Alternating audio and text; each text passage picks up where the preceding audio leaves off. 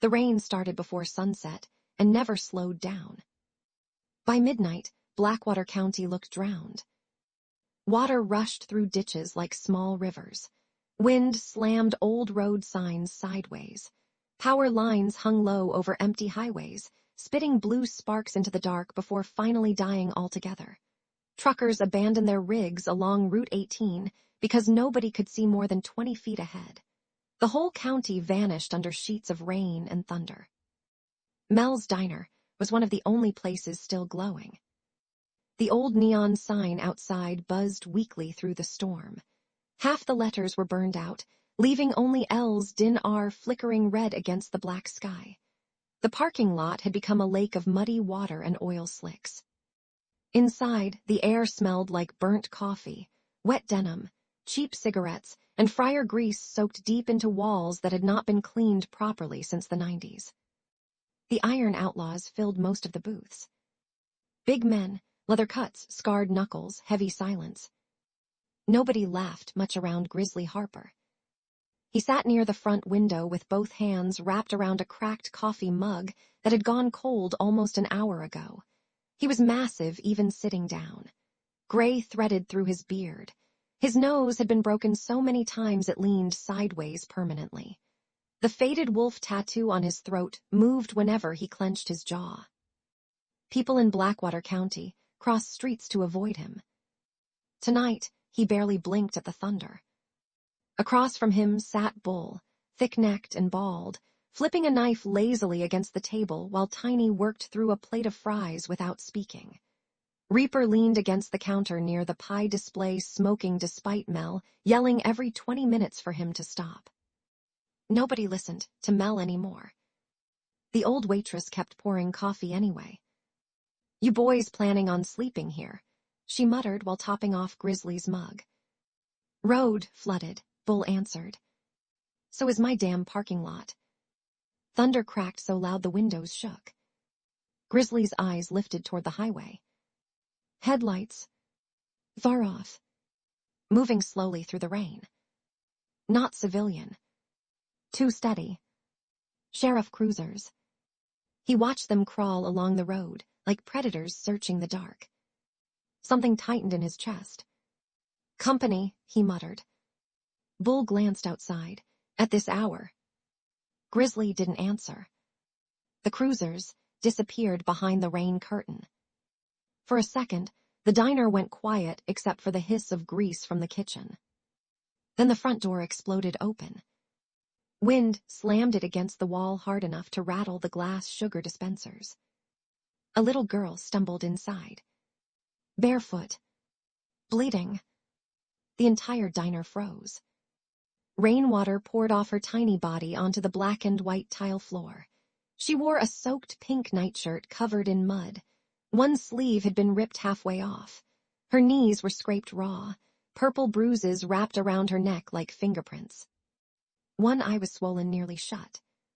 She couldn't have been older than 10. The door swung behind her, while thunder rolled across the county again. Nobody moved. The girl stood there shaking so hard her teeth chattered. Her chest rose in tiny panicked breaths.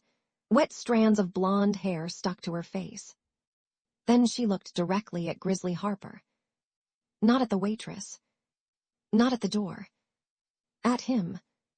Like she already knew the biggest man in the room was the only thing standing between her and something terrible. Water pooled around her feet. Grizzly slowly set down his coffee mug. "What happened to you?" Mel whispered. The little girl opened her mouth, but no sound came out at first. Then finally, in a voice so weak it almost disappeared beneath the storm, she said, "Please don't let them take me back." Nobody in the diner breathed. Bull stopped flipping his knife. Tiny lowered his fries. Even Reaper crushed out his cigarette. Years in outlaw life taught men how to recognize certain things fast. Fear, violence, blood. And every man in that diner knew exactly what those bruises meant. Grizzly rose slowly from the booth. 6'5". 300 pounds. The floor creaked under him. The girl flinched automatically.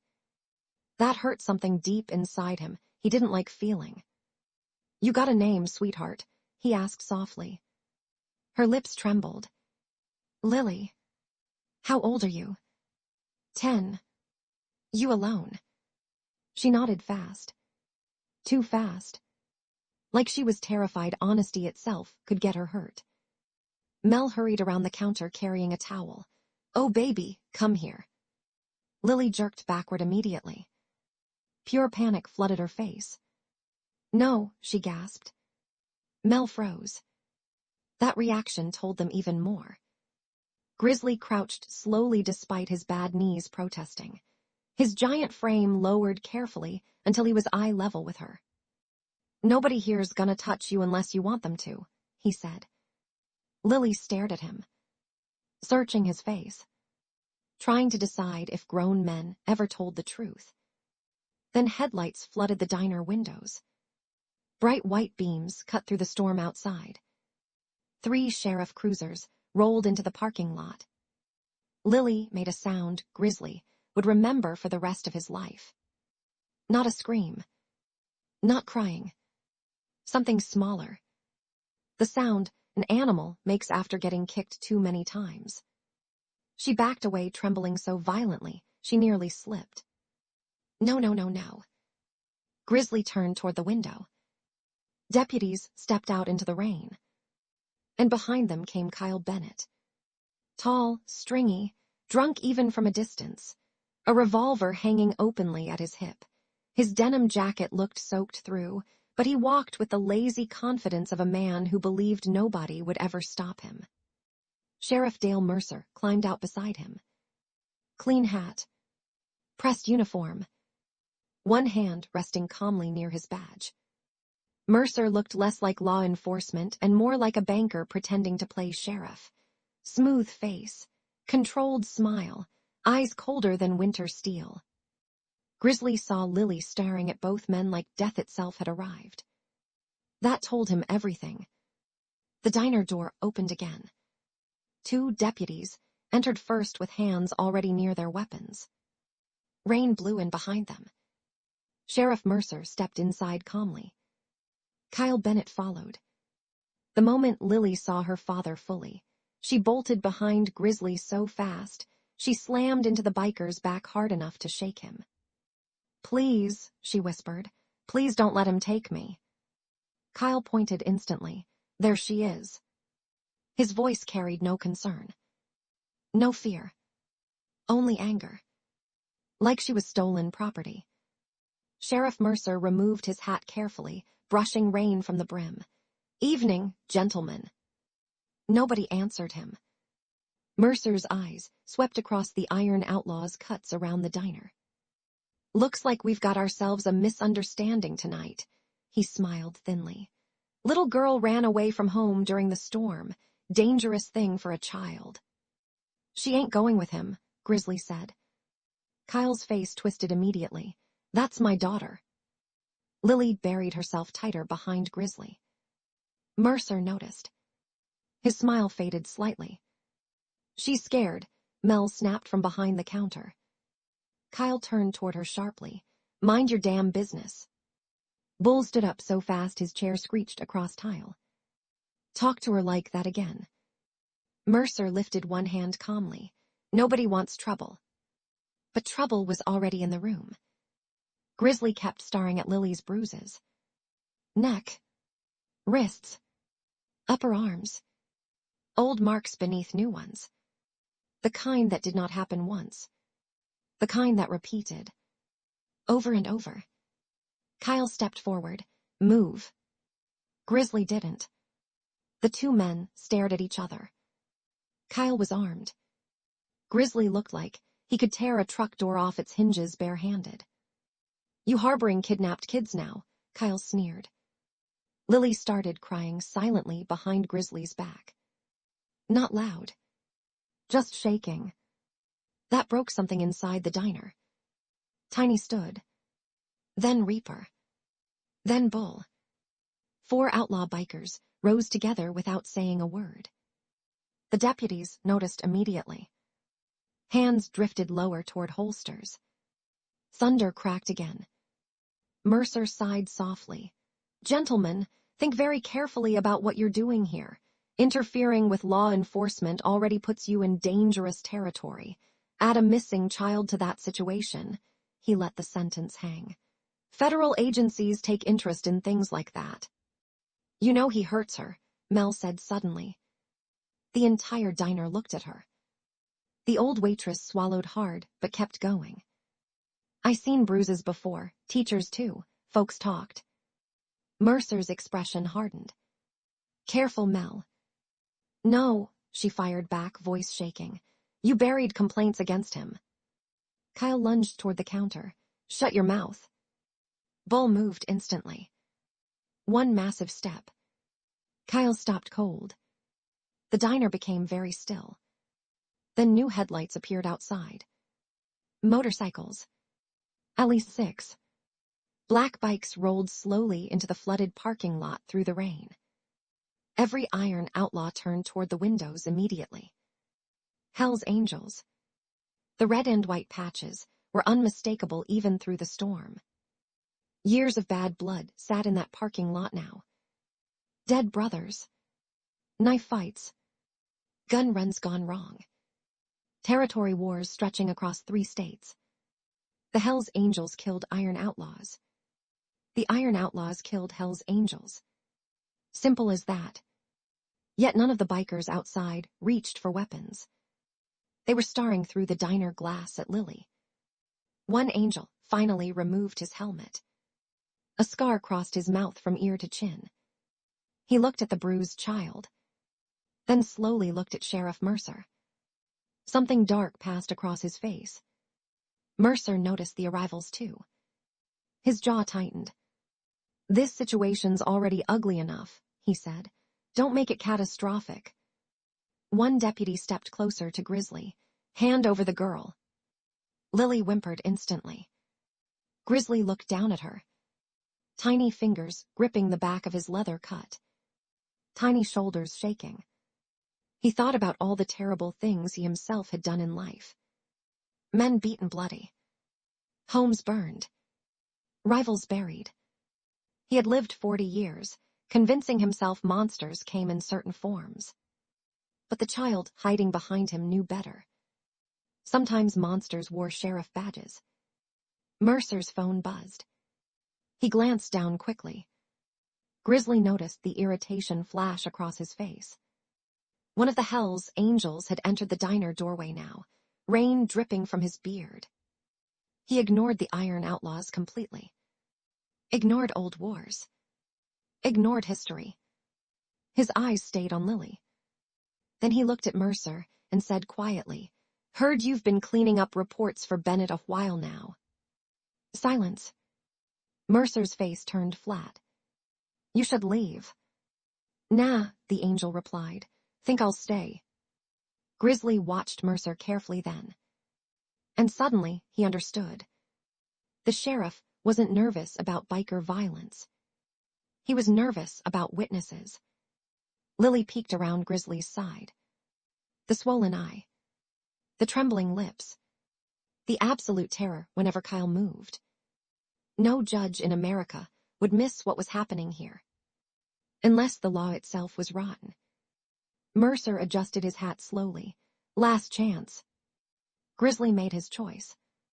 He bent slightly toward Lily. "You trust me?" She stared at him for one long second. Then nodded. "Barely. But enough." Grizzly looked toward Reaper without turning his head. Back door. Everything moved at once. Mel killed the diner lights. Darkness swallowed the room. Deputies shouted immediately. Chairs slammed backward. Kyle screamed, "Get her!" Bull flipped a table hard into the deputies. Coffee exploded across the floor. Somebody punched glass. Lightning flashed through the windows as Reaper grabbed Lily and disappeared toward the kitchen exit. Gunfire erupted. Deafening inside the diner. Mel screamed. Grizzly charged forward like a freight train. One deputy fired wildly before Grizzly smashed him into the pie display hard enough to shatter it completely. Kyle aimed his revolver toward the kitchen. Bull tackled him before he could fire. The gun discharged into the ceiling. Plaster rained down.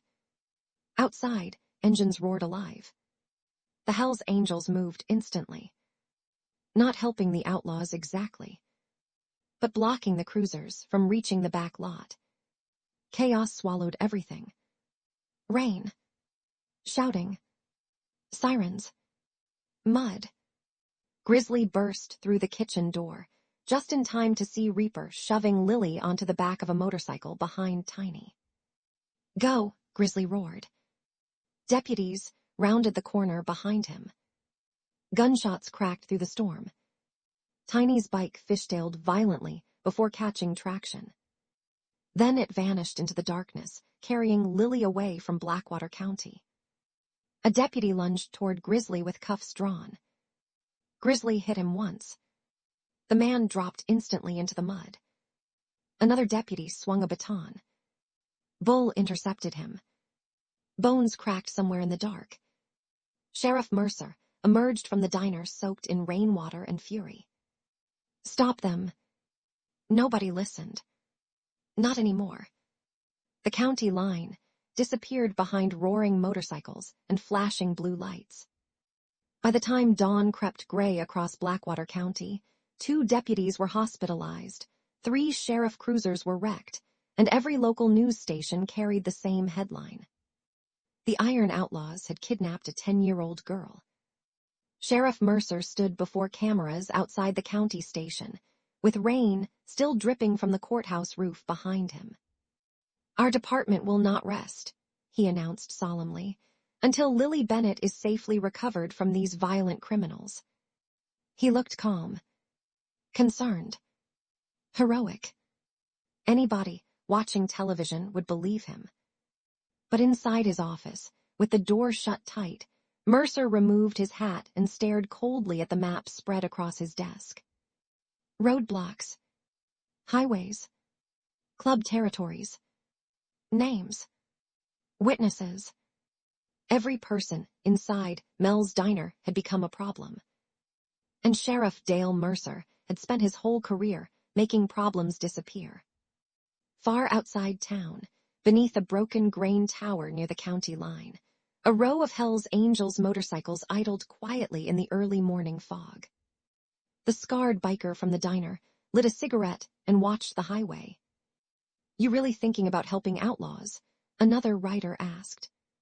The scarred man exhaled smoke slowly. No, he said. Then he looked toward the distant road, where Lily had vanished into the storm.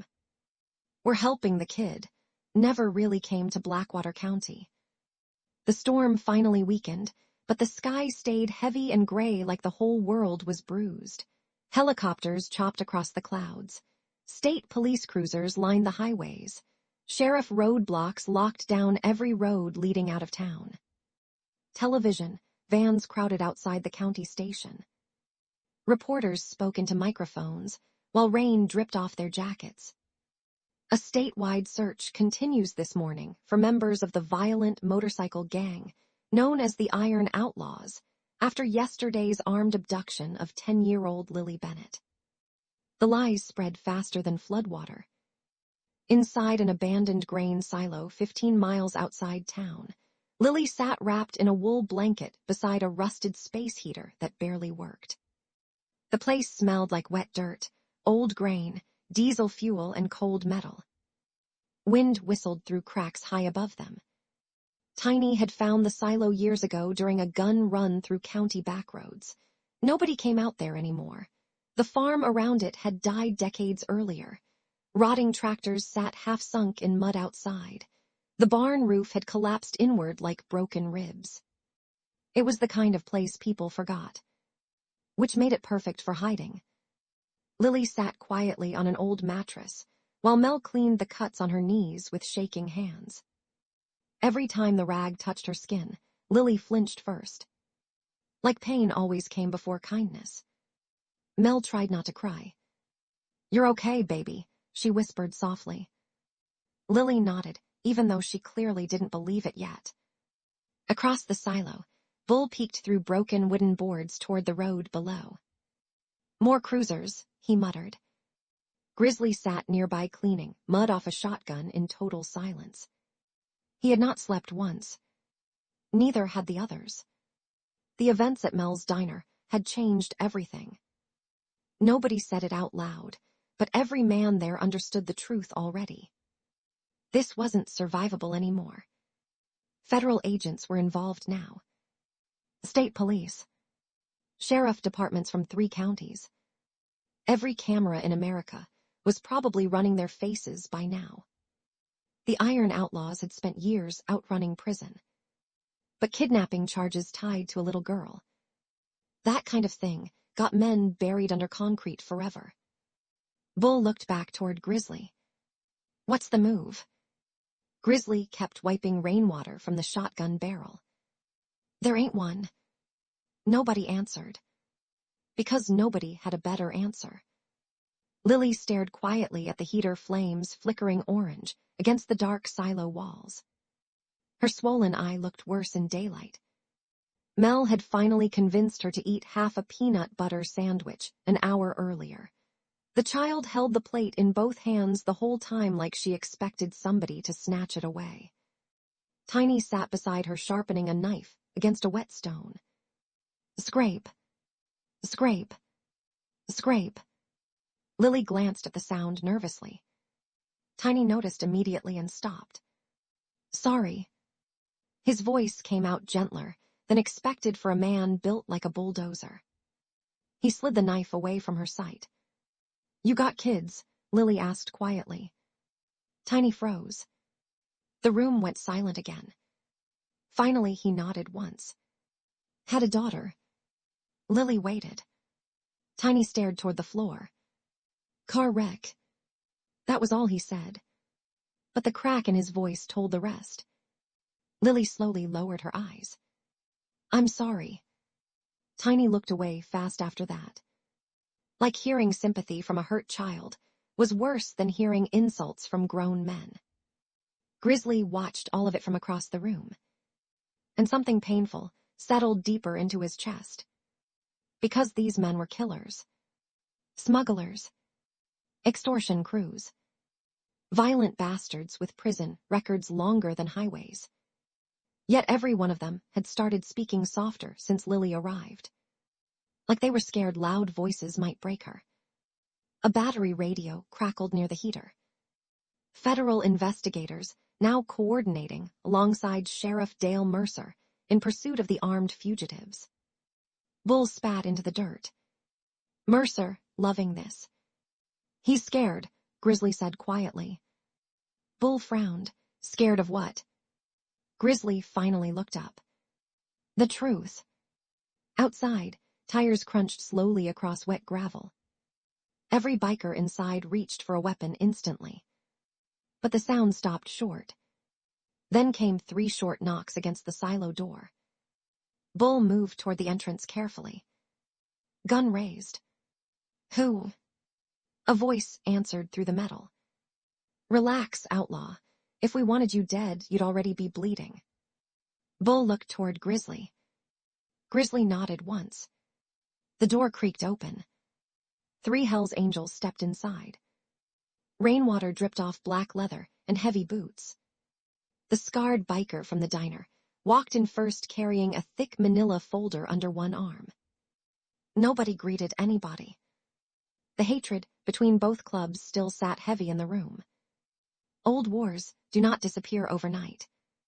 But neither did what they saw happen to Lily. The scarred angel glanced toward the little girl near the heater. His expression hardened slightly. "She okay?" Mel answered before Grizzly could. "She's trying." The biker nodded once. Then he tossed the folder onto an overturned crate. "That's why we're here." Grizzly opened it carefully. Inside sat photocopied medical reports. School records. Witness statements. Photographs. Lily shrank instantly the moment she saw the pictures. Grizzly turned them face down immediately. "What is this?" Proof, the angel replied. Bull flipped through pages slowly. Emergency room visits. Broken wrist at age 7. Bruised ribs at 8. Teacher complaints. Neighbor reports. Every single one signed off or dismissed by Sheriff Mercer's office. One document carried another name. District Attorney Everett Vale. Grizzly felt his stomach turn colder with every page. They buried all this. For years, the angel said. Why help us?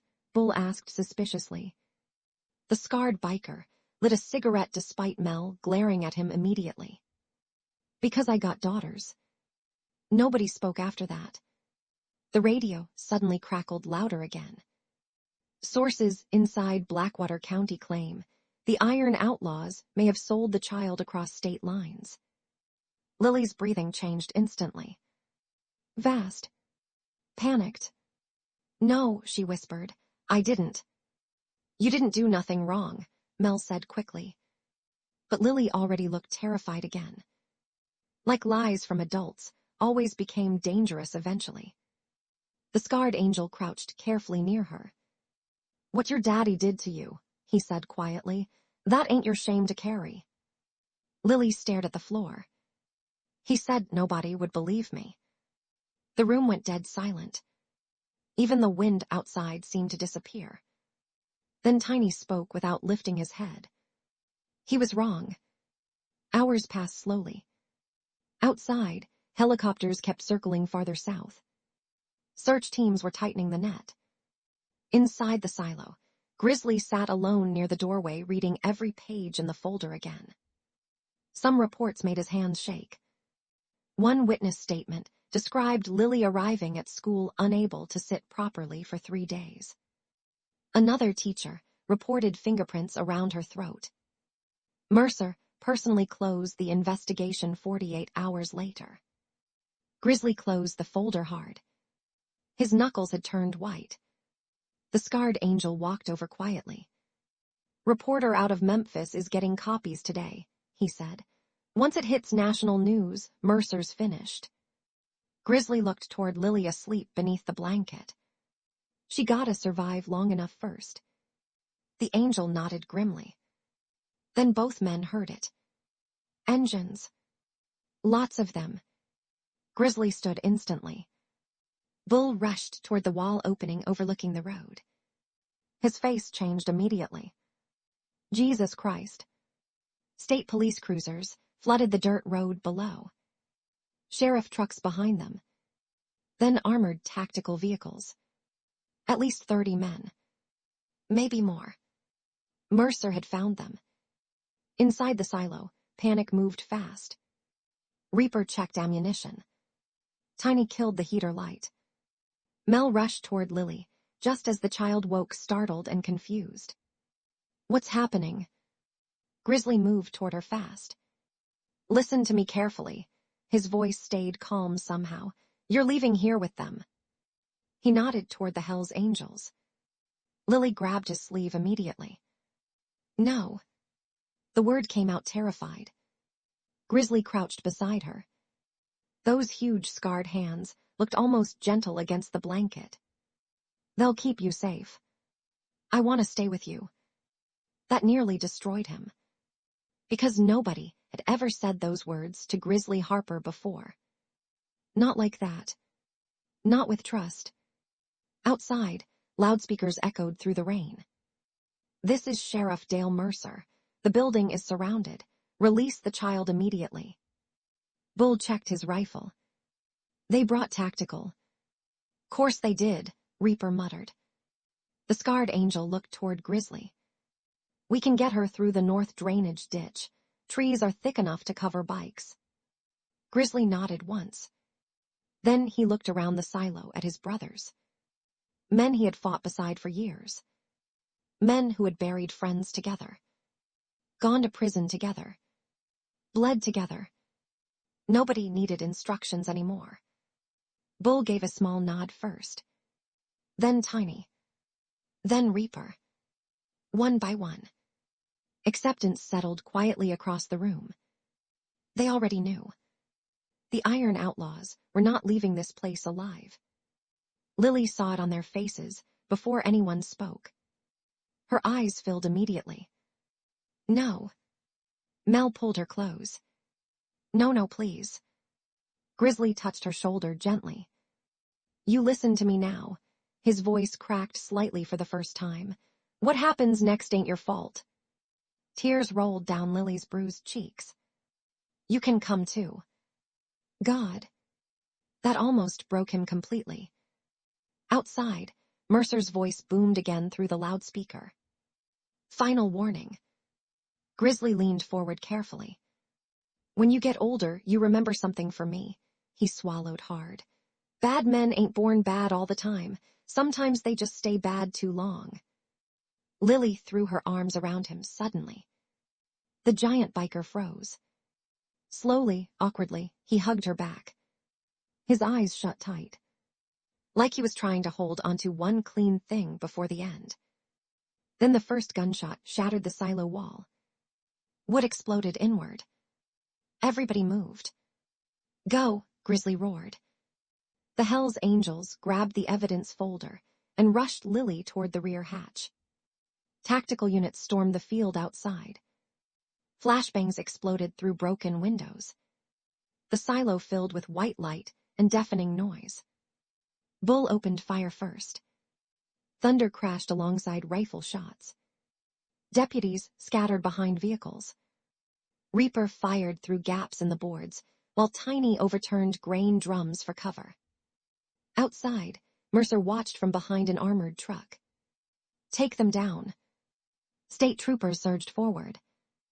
Gunfire ripped across the farmyard. Wood splintered everywhere. Glass shattered. The silo screamed with echoes. Lily looked back one last time, while the Hell's Angels dragged her through the drainage tunnel behind the structure. Grizzly stood in the middle of smoke and flying splinters, firing toward advancing deputies. For 1 second their eyes met. Then he smiled at her. Not hard. Not violent. Just tired. Like a man finally paying a debt he owed the world. The tunnel flooded ankle-deep with freezing rainwater as the Hell's Angels rushed Lily through darkness toward waiting motorcycles hidden beneath trees. Behind them, the firefight grew louder. Explosions shook dirt from the tunnel ceiling. One angel shoved the evidence folder beneath his jacket. We move now. Lily stopped suddenly. The men nearly collided with her. Back at the silo, flames had started climbing through the upper levels. Black smoke poured into the gray sky. Grizzly, she screamed. The scarred angel grabbed her shoulders carefully. He made his choice, kid. Tears streamed down her face. Another explosion thundered across the field. The grain silo erupted in orange fire. Heat rolled through the rain. Metal screamed as the upper structure collapsed inward. The shockwave shook the ground beneath their feet. And somewhere inside that fire, the Iron Outlaws disappeared forever. Weeks later, the entire country knew the names Dale Mercer and Everett Vale.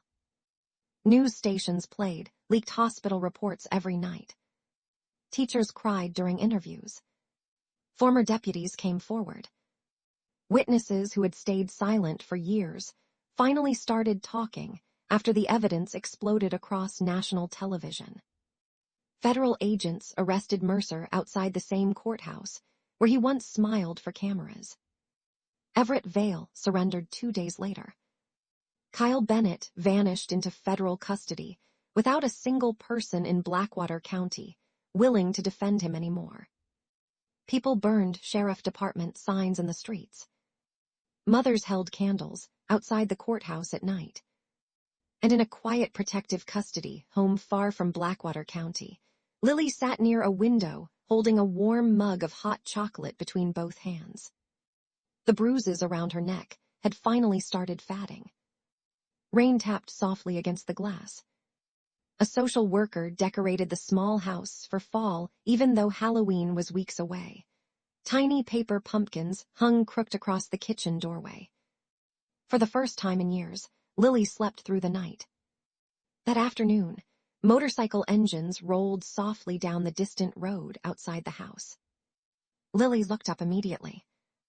A long line of hills, Angels rode slowly past without stopping. No loud revving. No threats. No words. Just silent riders moving beneath gray skis. At the center of the formation rode the scarred biker from the diner. Beside him fluttered several black memorial patches tied to handlebars. Iron Outlaws patches.